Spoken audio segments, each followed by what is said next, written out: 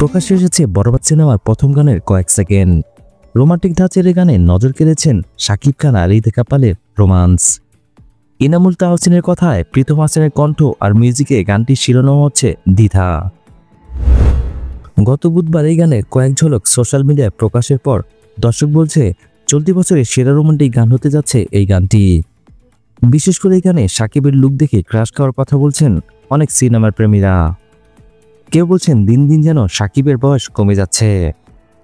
দ্বিধা সম্পূর্ণ গানটি আগামী 14ই মার্চ ইউটিউবে মুক্তি দেওয়া হবে। বরবাদ সিনেমাটি পরিচালনা করেছেন মেহেদী হাসান হৃদয়। শাহরিন আক্তার সুমির প্রযোজনা এই সিনেমায় আরও অভিনয় করেছেন যিশু সেনগুপ্ত, মিশা সওদাগর, শহীদুজ্জামান সেলিম, ফজলুর রহমান বাবুসহ আর অনেকেই।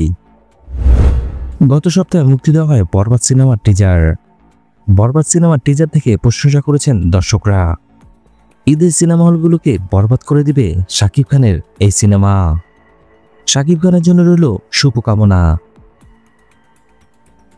ভিডিও ভালো লাগলে অবশ্যই লাইক দিয়ে যাবেন। পরবর্তী ভিডিওগুলোর জন্য অবশ্যই চ্যানেলটি সাবস্ক্রাইব করে রাখবেন।